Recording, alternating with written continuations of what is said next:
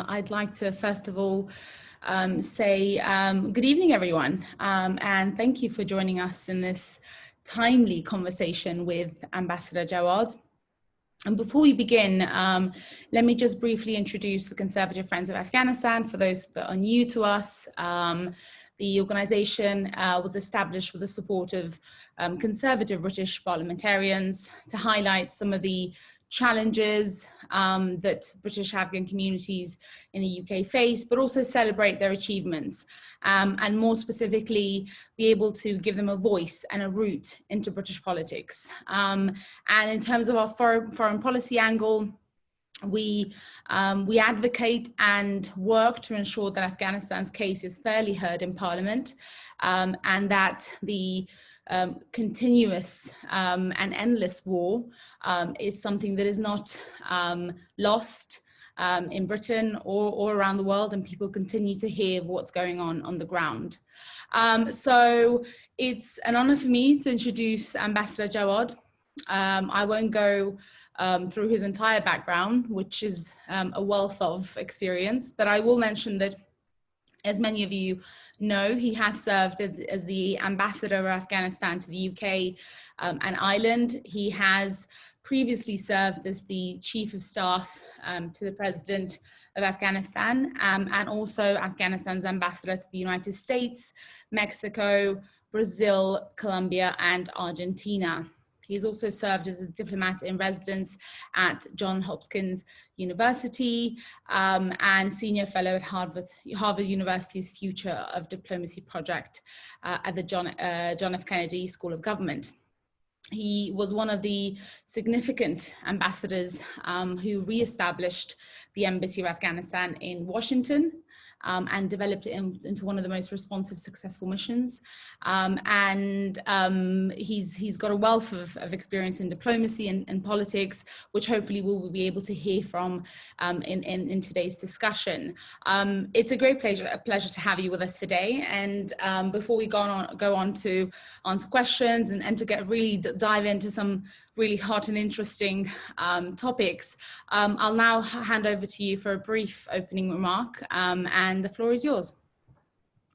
Thank you very much, Shabnam. It's a pleasure actually being virtually with you and many other friends. I would like to start with saying thank you very much for everything that you have done for Afghanistan, for UK, your new home, and for the Afghan community, more importantly, for the Conservative Friends of Afghanistan, to which I'm very grateful. And please convey my best gratitude to all my friends at the Parliament, my Conservative friends particularly. It's very interesting to address the Conservative friends, because I was a student back in 1980s, and it was not fashionable among students in Germany to be conservative, but I was probably one of the very few foreign students that was a conservative and not a leftist, which was the case for many students back in the 1980s, and particularly foreign students in Germany. So it's a great pleasure being here. I'm very grateful for this opportunity, and I'm here basically to answer your questions. My mission started here when I came with a clear message of enhancing people-to-people relation, emphasizing more the digital diplomacy, and conveying the message of the gratitude of the Afghan people for the assistance and joint sacrifices that Afghan and UK have done to preserve our freedom, security in Afghanistan, in the region, and in the world. So I should also mention that it's also very much a good opportunity for me to say goodbye to a number of my friends here, as I am taking a new assignment and going to Moscow, but with the great memories of an incredible 4 years of amazing service here, making new friends and understanding actually London and UK better. I'm especially thankful to our friends at the British Parliament. Different group that was established who have been incredibly supportive of us, and the relationship between the two parliaments were further enhanced. And I'm leaving this post with feeling very good about what we intended to accomplish, and also looking forward to enhance the partnership between the two countries, But more importantly, since you are here, Shabnam, also, I am very proud of the Afghan expat community here. I'd like to see them more and more being engaged in British politics. You know, when you and I met first time, I told you, for me, the best Afghan citizen here in the UK is the best Afghan citizen in the UK. So if they accomplished their goals in here, and if they become successful being in the business or politics or whatever, actually writings or culture, they are an asset to this country, which is their new home, and they are an important asset for us back in Afghanistan. So I'm here at your service, ready to answer questions or discuss or debate any issues that are of particular interest. Of course, two important issues are the peace process in Afghanistan and the successful Geneva conference that took place in November 23rd and 24th in Geneva.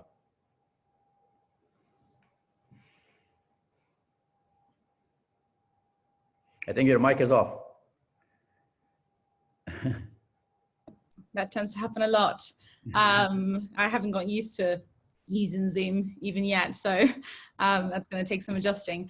Thank you again for joining us, and I'm going to take this opportunity to ask a few questions myself before opening up to the audience, and a small reminder that you can take part in today's discussion by asking questions in the comment or Q&A section of Zoom. Please do send as many questions as you can. We will try to fit them in. So Ambassador, there's plenty to talk about your experience in the UK. As you mentioned that you are taking up another appointment in Moscow, and you'll be leaving us soon. So there's a lot to talk about what you've learned here, and how you see your role in Moscow, but also the current situation in Afghanistan. There's a lot going on. Afghanistan's facing one of the most historic steps in its, particularly in the last 20 years.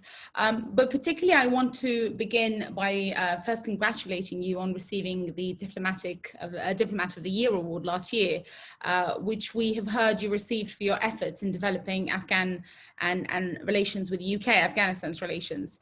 Britain has been a leading ally of Afghanistan post-2001, not only in fighting Taliban insurgents, but bringing peace and stability to the country, and contributing towards heavily towards state building and development.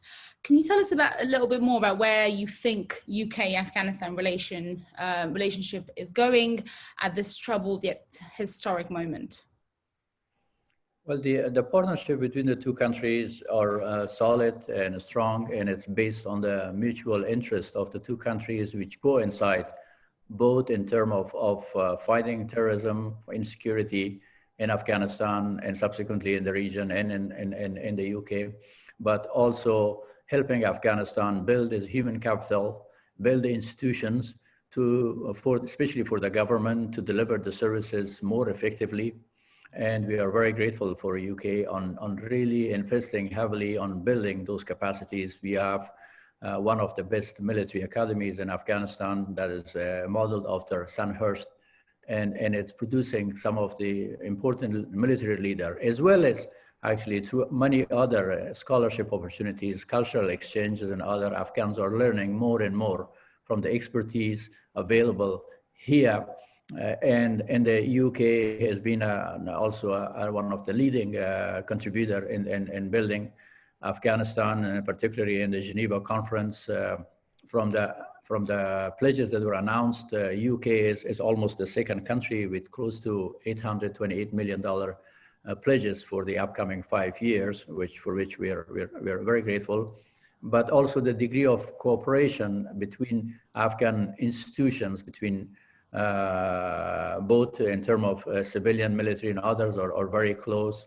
And as I mentioned, one thing that will have a lasting impact in Afghanistan is to build the human capital, to enable the Afghans to take charge of not only actually the fighting, which is a temporary matter, which we are doing now, but also to rebuild the country, to be able to deliver services to our citizens and as part of the government. Perfect. Thank you so much for that brief overview. Afghanistan today is facing,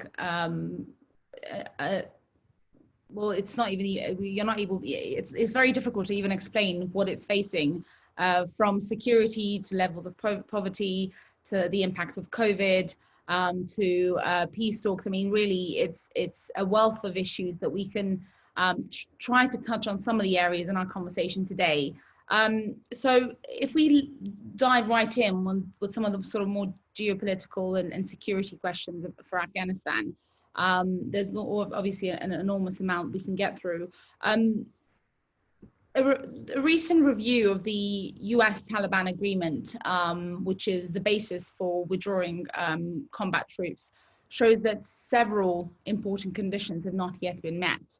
The agreement makes clear that 4 elements which are interrelated: the US troop withdrawal timeline, the Taliban counterterrorism commitments, the start of direct talks, including the Afghan government, and reductions in violence. The agreement is vague, and it has actually made a lot of people angry about the consequence of signing an agreement that the people of Afghanistan have not been able to provide input on, particularly on how exactly the latter 2 issues of the affect the troop withdrawal. Still, the overall premise is to facilitate a political solution to the underlying causes of the war that preserves the rights of the people of Afghanistan and the integrity of the country. On the other hand, as you've seen just in the last couple of weeks, the Taliban have increased the use of violence, not only against Afghan forces, but also civilians. So I guess the question is whether you're hopeful that the peace talks can actually deliver a sustainable peace for Afghanistan, and one that will honestly and genuinely meet the needs of the people of Afghanistan. And if so, why? Thank you. Very important question.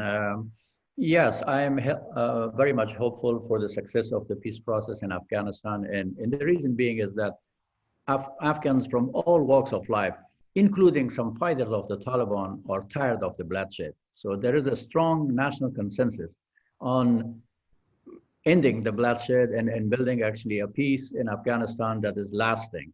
But yet, as you have also indicated properly, we are a very young nation. About 70% of the Afghan population is under the age of 30. A lot of these people have not seen the difficult days of the Taliban Emirates. And these 30 million have 30 million different expectations from the peace. And they are all entitled to this kind of expectation. They should be. The challenge for the delay of the peace talk has been also serious, but we are hopeful that it's going to be overcome. I think that one reason that there is some frustration already is that the withdrawal agreement of the United States with the Taliban was portrayed as a peace agreement, which is not the case, and it should have been seen as a withdrawal agreement by the United States. And some of the commitments that are not actually met yet, being on the part of Taliban or the US government, are expected to be complicated. To be honest, I think the expectations that a group like Taliban will turn into an asset to fight extremism, ISIS, Al-Qaeda, or other group, it was just too optimistic when it was negotiated between Americans and Taliban. It is hard to imagine that Taliban, a group which is really based on extremism ideologies and a fighting group, and with so many shared resources, frontline manpower with Al-Qaeda or ISIS and other, will all of a sudden take a strong stand against Al-Qaeda or ISIS and other. That's why we have not even seen a strong public statement by the Taliban saying that they are no longer actually working with or associating themselves with Al-Qaeda. So, but from my experience, I served as ambassador also to Colombia, and I traveled there extensively. Peace processes are complicated, and peace process in Afghanistan will be a complicated process. It's not only the Taliban that matter. There is also a sort of proxy war that's going on in the region. There are some good signs of better cooperation by Pakistan. We very much welcome that. But yet, if there are increased tension in the neighborhood, say between Saudi Arabia and Turkey, or between Iran and the United States, and between others important neighbors of us and players, that will further complicate the issue for us. So we have to be realistic. This is going to be a longer process, and if we want it to be a really lasting peace. And as I mentioned, when we have 30 million Afghans, and the war has impacted different parts of Afghanistan differently. And if you consider that the situation of a widow in Helmand, she wants just the bloodshed to stop, and that's basically all she expects. But the young girl in Mazar Sharif or in Kabul, who has been a shivering scholar, who has been outside the country, her expectation from the future of Afghanistan differ drastically from that of a widow in the war zone. So for us, even for us, as a government, as an Afghan people, as an Afghan nation, to find a common denominator that will satisfy all these diverse interests and diverse expectation is not an easy, let alone actually then going us to the Taliban and convince them to accept our gains of the past 20 years. Thank you. I completely agree. It is a very delicate and difficult situation. And I think the sentiment for many the Afghans is that while this is a very difficult step, people are hopeful that whether it's in the next couple of months or whether in a few years, we will achieve some element of peace or compromise between the two parties. Last week at the donor pledging conference on Afghanistan's future, held in Geneva and co-hosted by Finland and Afghanistan and the United Nations, Britain pledged around 155 million in development aid out of a total of around 9 billion between 2021 and 2024. When I worked in Kabul in 2013, personally, for me, delivering a project funded by UK aid, even the smallest of development projects were politicized and overshadowed by corruption. The current political elite in Afghanistan took power almost 20 years ago after the international coalition forces toppled the Taliban regime. And since then, the world has poured hundreds of billions of dollars into the country. Most of what was achieved was meant to bring peace and stability and to build and rebuild institutions that would work for Afghans after many more years, after so many years of war and devastation. And yet, as you've seen, the Office of Special Inspector General for Afghanistan Reconstruction, SIGAR, has recently released a report containing a forensic audit of 63 billion in US aid to the country since 2002, which showed that approximately 19 billion was lost to waste, fraud, and abuse. And instead, a lot, as it states, a lot has been wasted. You could even argue that the damage done by corruption has festered and created a vacuum for the Taliban and other insurgents to fill, creating a direct link between corruption and the erosion of security. I guess the question that I'm trying to ask is, how do you view the issue of corruption in Afghanistan? And why do you think it's continued to become a prominent issue even 20 years later after the international community's efforts to tackle it? First, we really appreciate the reports of SIGAR. It's important for all of us to know where and how this money is being spent in Afghanistan. So, and we, Afghan government, particularly in the past 5 years since President Ghani is in charge, have very closely worked with SIGAR. I personally, actually, when I was in the US, I had like personal relations with them. I think their mission is important, but as you know, the money being spent, say by USAID, it's almost always, probably more than 97% is spent outside Afghan government budget. So it is, the reason there's been a lot of waste on that in the past, we have also argued that it could have been or would have been better if you spend it through the Afghan government budget. At least the bureaucracy will monitor it to a certain degree, but also there's an argument against it, that there is also corruption in the government. But the wasteful method of deploying money in Afghanistan, especially by our international partners, again, it's not intentional. I'm not saying that USAID was corrupt in this practice. It is just the nature of international contracting. That's how it works. As any project, being even a small school in some village, will be contracted to a big contractor out in Washington, subcontracted to another company in Turkey, subcontracted to a company in Kabul, and subcontracted to a company, say, in Helmand. All of that, and then these levels, by the time the money that is left to build that school from, say, $1 million, actually there will be less than $200,000 or $300,000 left when the management fees and everything else has been taken away. This is not the case just in Afghanistan, it's many other places. And so what we are trying to build is really the capacity to deliver services, and not necessarily the capacity to deliver services by the Afghan government, which is important. It's primarily responsible to deliver services, but also of the Afghan NGOs, of Afghan civil society, in order to monitor these aids.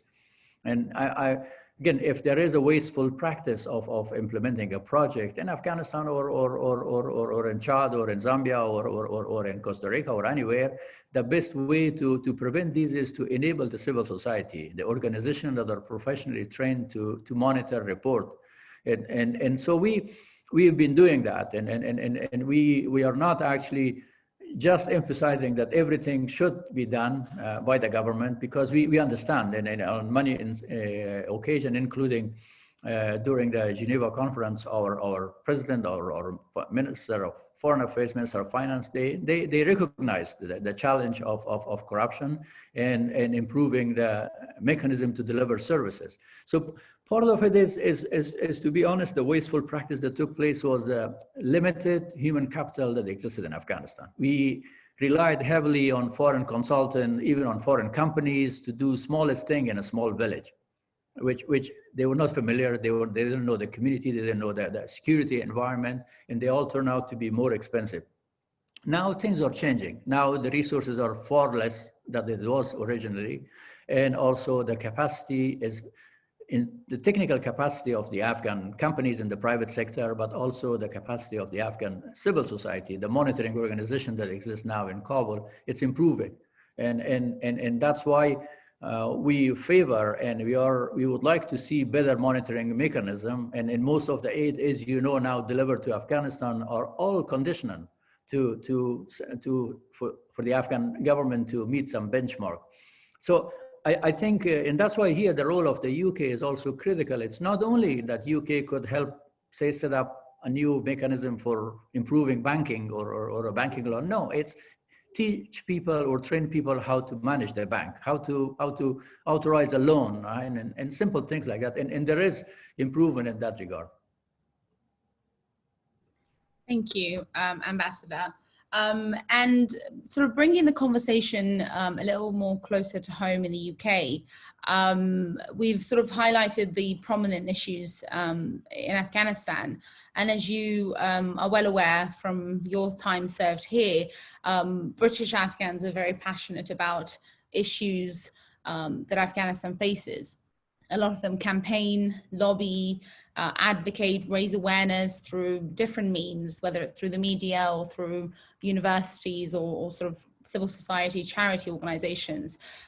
How do you foresee any sort of mechanism in the future where these diaspora communities can give back, can either return back to Afghanistan to be able to use the skills and the experiences they've learned here to help any sort of political settlement that is reached at the end of this peace talks? I mean, the future is still up in the air, but how do you see the UK playing a role in this as well, to supporting these diaspora communities to give back or to be able to contribute in some way or another? And what role do you think the Afghan government can play in this as well? Thank you. First, I'm really proud of young, accomplished Afghans that are here, like yourself, and many others, especially the universities and others, despite being busy, despite being enrolled in different majors, they keep their associations, their affiliations, and their kind of love and loyalty to the country, and this is greatly appreciated. Afghan businesses, we have worked with them. We did have actually a number of the business conferences here with two objectives. One is to help the Afghan businesses become more professional by paying better taxes and registering their companies, and to kind of enter into the mainstream instead of operating in areas that usually the new immigrants are operating in. But still, the Afghan businesses, comparing to some other friends from Pakistan or India, they're lacking behind. We are a newcomer comparing to other countries around us. It's been only about like 25 years that more Afghans have come. Initially, that was not a destination for migration and Afghans to come here. So they're still struggling to establish themselves.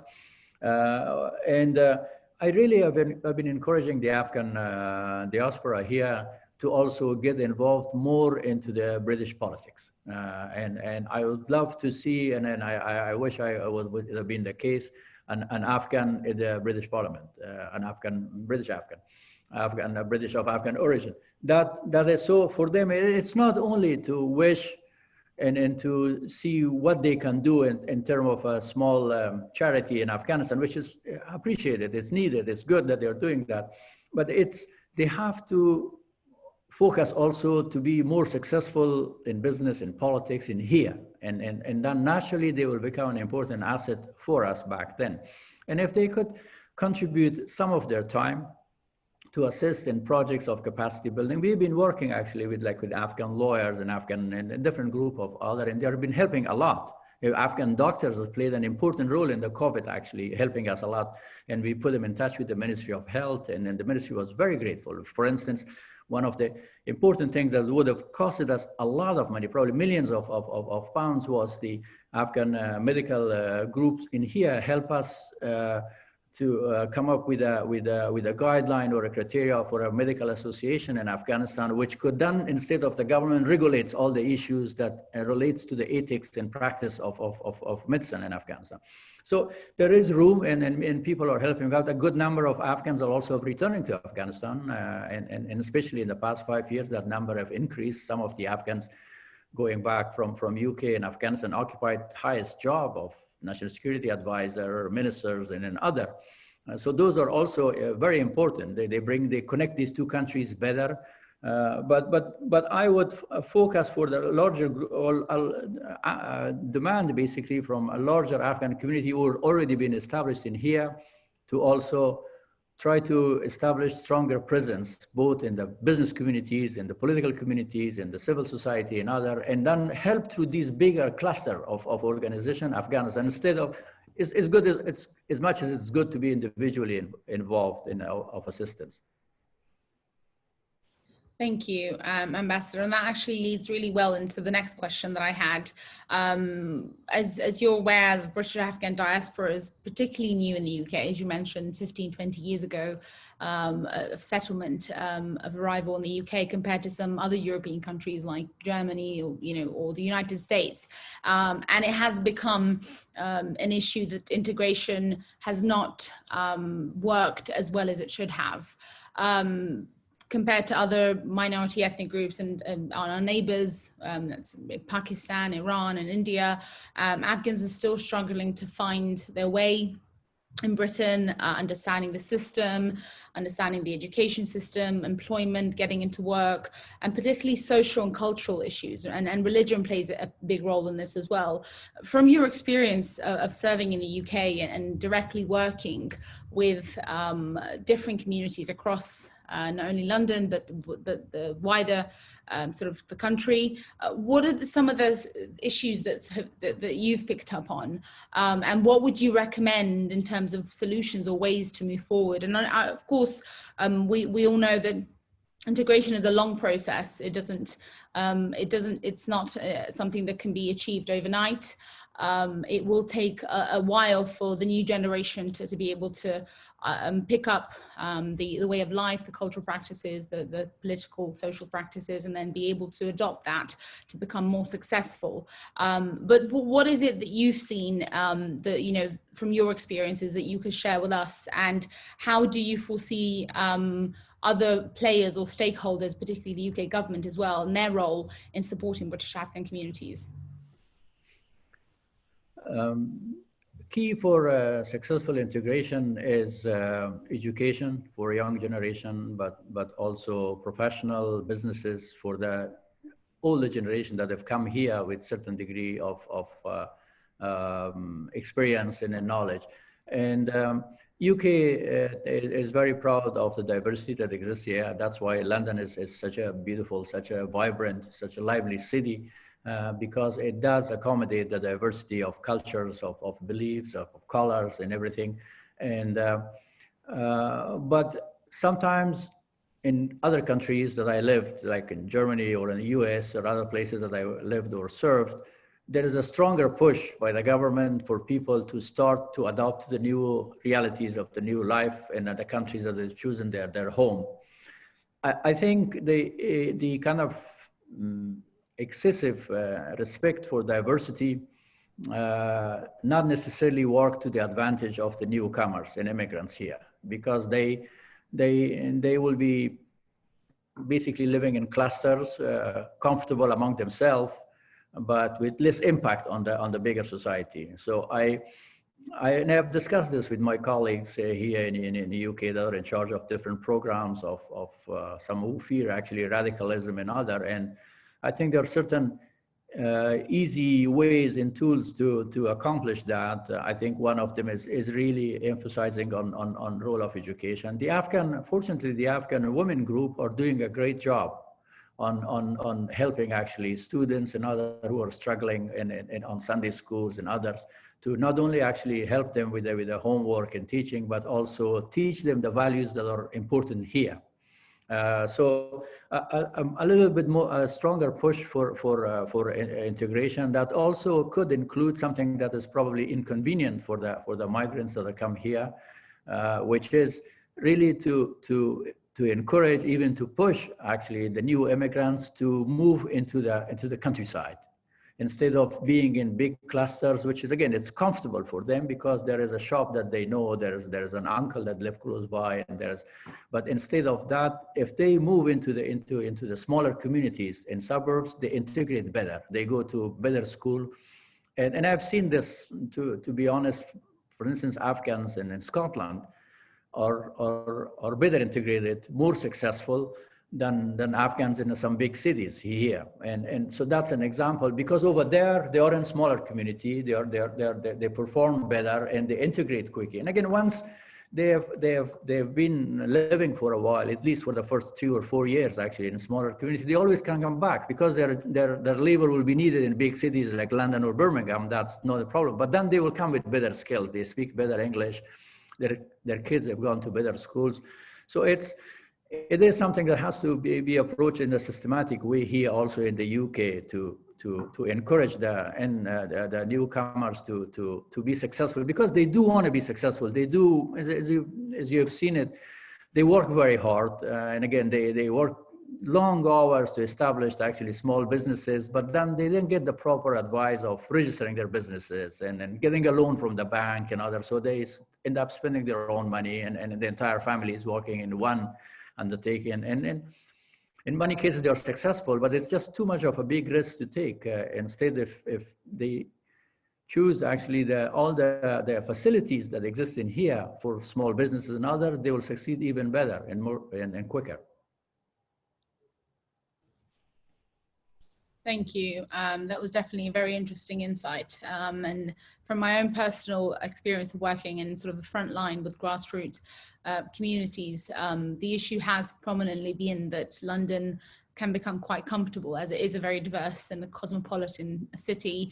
It's very easy to segregate into your own sort of areas and wards and boroughs where, you know, most of the local business and the structure of the areas is quite similar to home, which is one of the beauties of Britain, but also has brought sort of a downside to integration for Afghans. I'm now going to pick up a few questions that have come from the audience, one of which asks for you to sort of highlight some of your experiences and achievements in the UK. I'm sure from my own personal experience of working with you, you've been very vocal and approachable, which is what particularly Afghans want to see in an ambassador. But this question particularly wants to ask for you to sort of outline some of your favorite or major achievements during your diplomatic mission in the UK. Thank you very much. My objective when I came here was to really enhance people-to-people relation. And that started actually with making the embassy more available to the Afghan community, to recognize the diversity of the Afghan people. I traveled actually extensively in the UK, not only to see my Afghan community, but also to talk actually with a variety of groups and individuals that have either served in Afghanistan, have an interest in Afghanistan, or they don't know anything about Afghanistan. That's part of it. And not necessarily just confine myself into Afghan politics or delivering speeches that usually an ambassador deliver, but we had events in Scotland where we jointly celebrate actually Maulana and Scottish poem actually.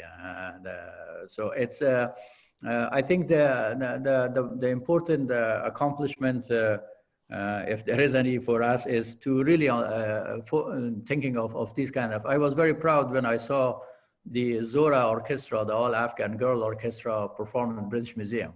Again, this is not something that usually a normal British citizen kind of expect, that there is an Afghan national Afghan all girls orchestra and they perform there. So to see the Afghans actually enjoying a match of cricket and bringing them to play at Lords, actually, that again, all of that important part of kind of the people-to-people diplomacy, in addition to what was my job to enhance actually the strategic relation between the two countries. We had very good, successful visits, and also trying to enlist UK support and helping us with our relations with the other major partners and allies. We are very fortunate to have a significant number of British now politicians that have served in Afghanistan. We have had people that here was National Security Advisor, that Army Chief and others with very clear and a very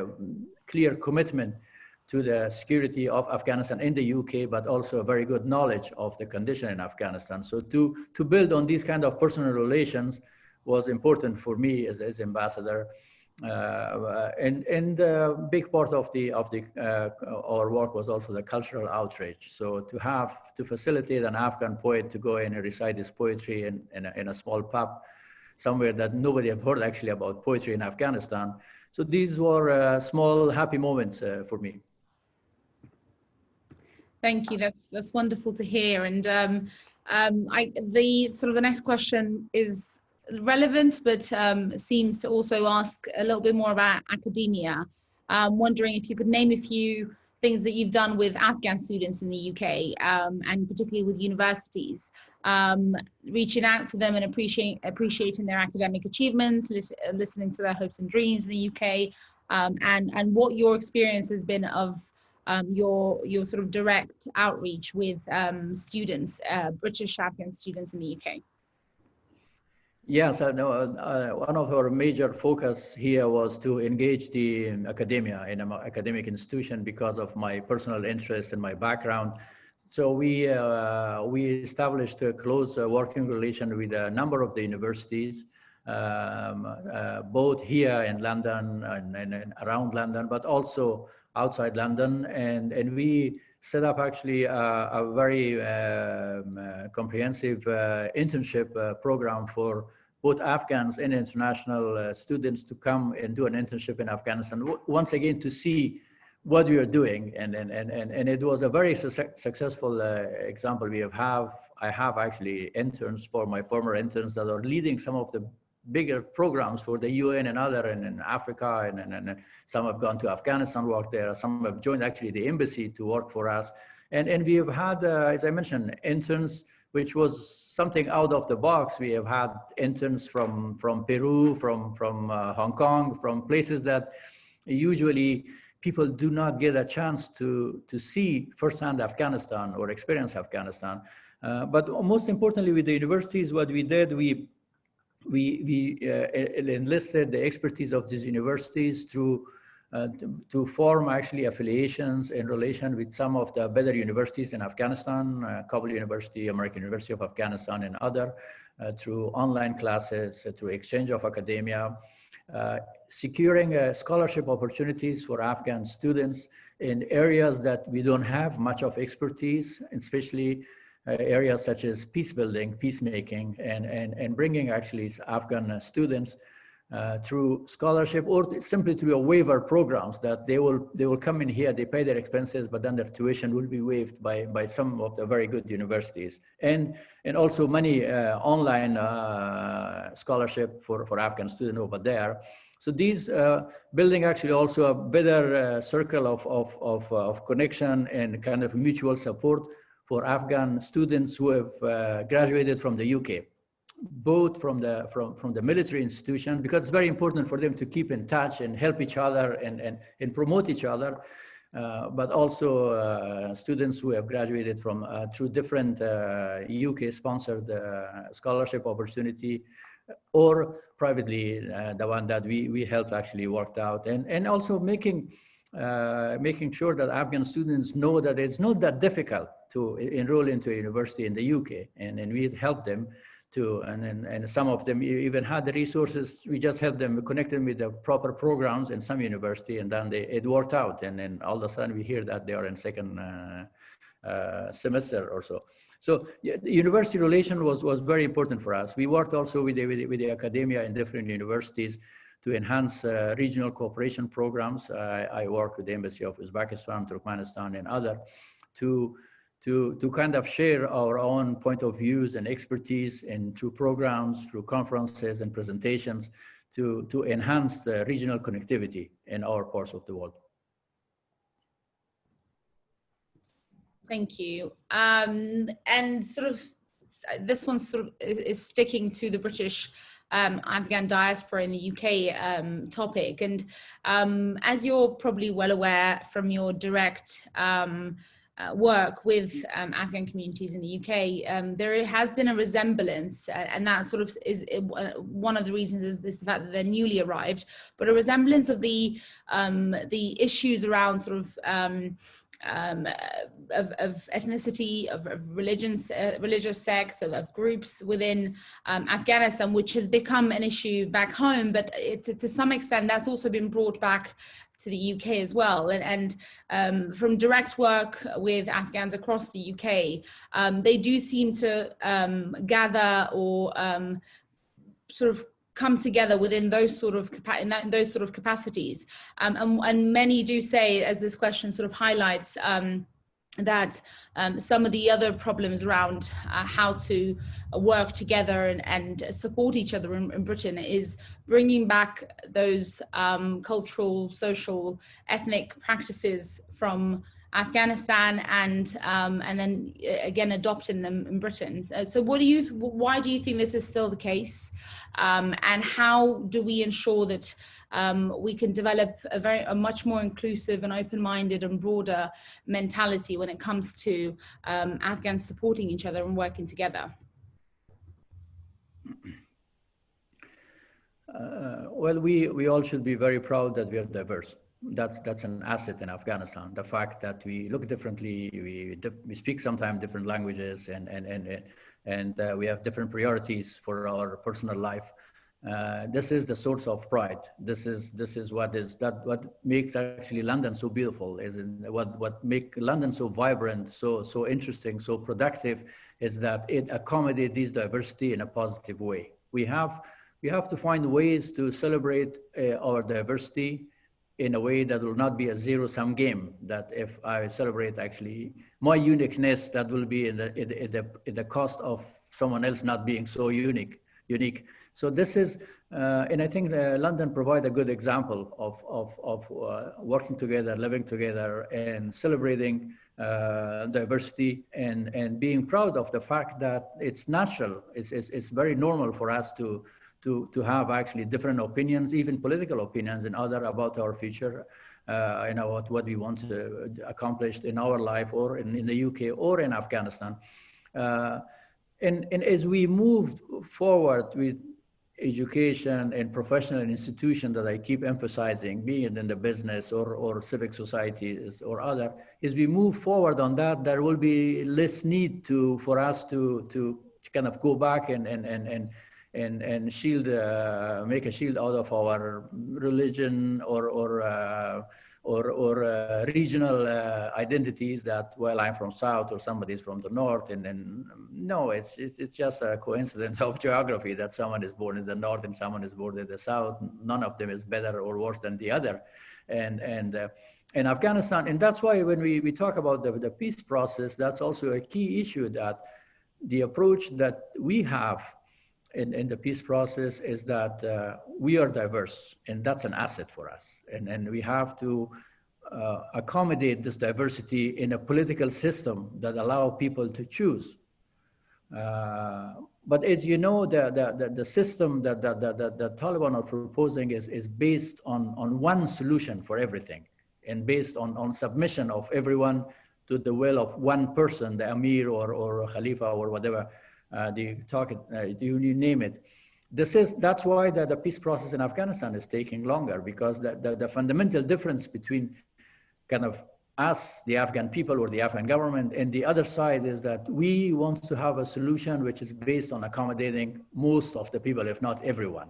But the other side has one solution for every problem, which is not clearly also defined. So I think we are seeing actually a very positive movement also in the UK. Look at, for instance, the Association of Afghan Doctors. It's everyone is there, and nobody really cares or pay any attention who is coming from where. The respect that they gain in the association is how much of a good doctor they are and what they can do for their profession or for Afghanistan. So as we move into more professional life, I think these kind of ethnic or linguistic identities will diminish, but nothing wrong with them. They should be, and they could be there forever. Thank you for that. The other question sort of follows on to, again, with staying with the UK, is this is the question. I'm not sure if this actually has been implemented. The Office of the Vice President announced that they have opened a new department for the coordination of Afghan diaspora affairs. They wanted to know a little bit more about who's coordinating this in the UK and how people can get involved. The Office of the Vice President, but also the Office of the President and the Ministry of Foreign Affairs have actually different institutions to support the return of qualified Afghans. But again, and to be honest and practical and knowing actually the situation over there, instead of sending an email to an address at the Office of the President or Vice President, I think, and that's what I encourage my Afghans here, to look where do they fit. If they want to be involved, I don't know, in culture, in art, or in security, or in politics, it's better for them to sort out that says, well, I am really interested to work at a, I don't know, Kabul Museum, or I want to work at the National Security Office, and then we can help them out actually to connect them with the right people, because over there too also people are looking for really qualified Afghans, and in the past we have been successful because we talk with our friends in here and says, like, what is your interest and how practical is this, that what you want to do in Afghanistan, and then we put them in charge with individuals over there. And as much as we talk about institutions of an office of a vice president or office of the president or office of the foreign minister or finance minister, it's more important for us to put them in touch with an individual, a person that know and appreciate the professional work. And it, based on my experience, that worked much better. We put someone that says, here, this gentleman just graduated from Sandhurst, is very good, capable man, and then this or that person in an Afghan institution can help him, and we put him in touch.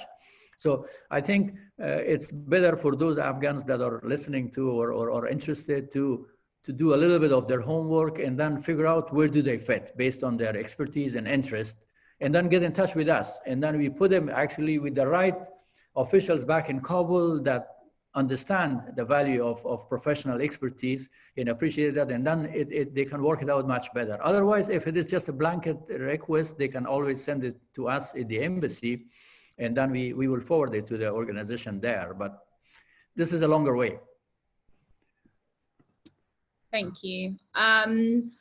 We're almost, time is almost up. I guess I will end with one sort of final reflective question based on your own professional, diplomatic and political experience.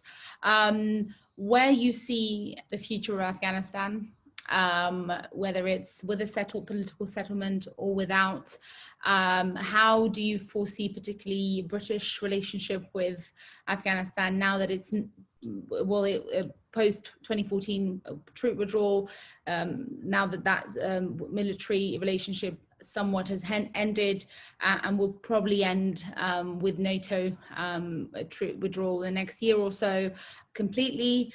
Where do you see that relationship turning? What do you see that relationship turning into? And how optimistic you are about Afghanistan becoming a country that is peaceful, that is self-reliant, that is inclusive, that does represent and speak for all Afghans, and have some sort of a brighter future where the particularly 80% almost youth of Afghanistan, the new generation, have a role and a country to build. I'll answer this in kind of the small 3 parts that, as you indicated. First and foremost, Afghanistan has changed. Afghanistan has changed drastically. If you look at the very vibrant media that exists now in Afghanistan, the young generation that are very thirsty for information, for education, that are taking actively part in political and economic and civic life of Afghanistan, that the sacrifices that people are actually enduring on the daily basis. Dozens of people, some are dying sometimes, but they're burning a school, they're putting a bomb in university. 2 days later, they clean up actually the classroom and it's up and running. And if you've seen the example of that in Kabul and in provinces everywhere. So there is a new generation that understand the very high cost of being isolated, of not having access to education. So that determination is there. And that makes me very, very hopeful for the future of Afghanistan. And we have to make room, actually, older generation like myself and other, we have to make room for the upcoming new generation, allow them actually to implement their ideas, their plans for a peaceful, pluralistic Afghanistan. And as I mentioned, our Afghanistan that celebrates its diversity. And on the question of troop withdrawal of UK or US and other, I wouldn't worry about that, to be honest, very much. It is right now 98% of all military operation, very tough military operation against a brutal enemy, is conducted by Afghan forces. There's limited support by our international partners, very limited sometimes. In fact, the last quarter data that I have received, 97% of all military operations, which indicated almost 140% increase, but the 97% of these military operations were conducted by Afghan forces, just by themselves. So it is understandable that the duty of fighting for Afghanistan, defending Afghanistan, is our job, of Afghan's job, and there is no shortage of courage to do this. There is still some shortage of equipments and skills. So what I would like to see from our partners, UK, US, and other, to stay with us, to provide actually especially the training and the equipments that are missing for a while, And would Afghanistan be peaceful, on the last part of your question? I think the determination of the Afghan people is very much yes. People are ready even to forget and forgive the criminal acts of the enemy, of the endless killing and violence, despite the talk about peace. And Afghanistan, a big part is also proxy war. And there are positive indications in our region, especially Pakistan, Iran, and other who are involved, actually, unfortunately, in this proxy war, that they understand also the danger of continued violence in Afghanistan. So I'm hopeful that there will be a better degree of cooperation. All of us in Afghanistan and Pakistan and Uzbekistan, all neighbors and other, we have to deliver services to our people. We have to improve the quality of life. And that mentality of zero-sum game, that we will do better if we undermine the other, it doesn't work. It simply doesn't work. And there is more movement toward that direction in our neighbors to the south and north.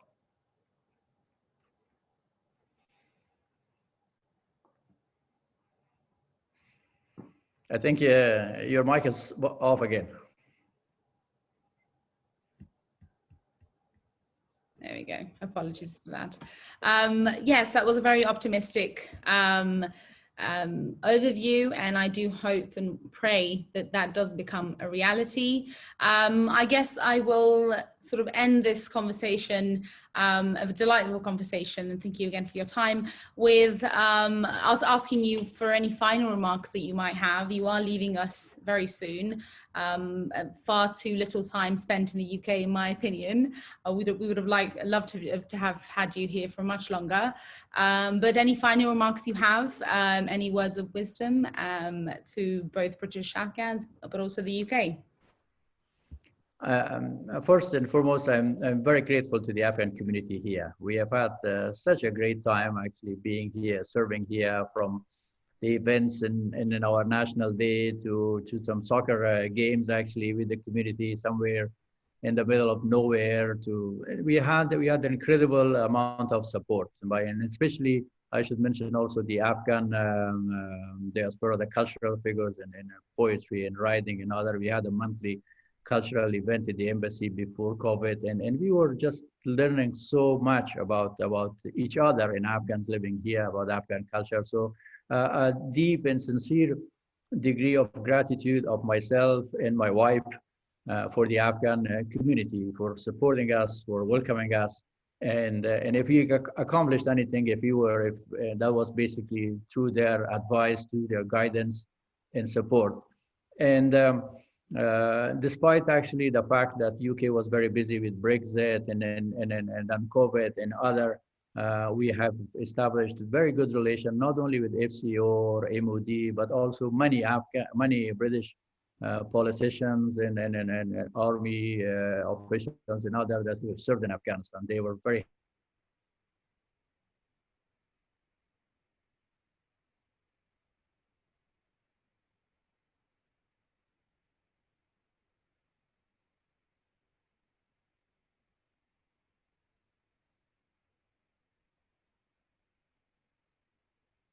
I can just name a few universities, the British Museum for helping us actually send back articles that were stolen from Afghanistan and confiscated at the airport, sitting somewhere unknown, but now they are probably displayed in the museum back in Afghanistan. So a deep degree of gratitude, and I just need their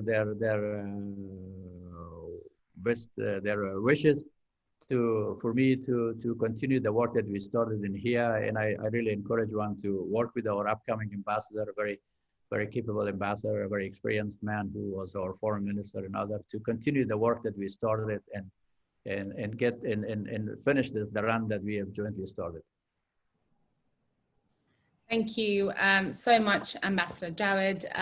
It has been an absolute pleasure talking to you, and I think I speak for everyone when I say that it's been wonderful having you represent Afghanistan in the UK, and thank you for your support, your encouragement of the British Afghan diaspora.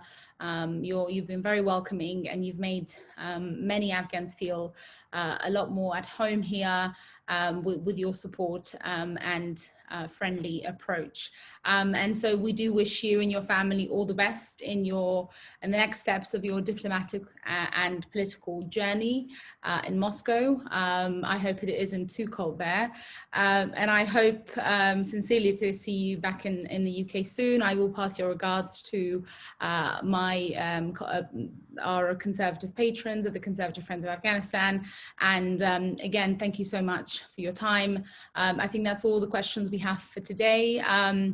I'm sorry if we weren't able to fit anyone else in, but hopefully the ambassador was able to answer most of your questions in what we were able to get from him. And if you'd like to watch this video in full or share it, it will be available on YouTube. Thank you so much. My pleasure. Thank you very much. Have a good evening. Happy holidays and thank you. Bye. You too. Bye-bye.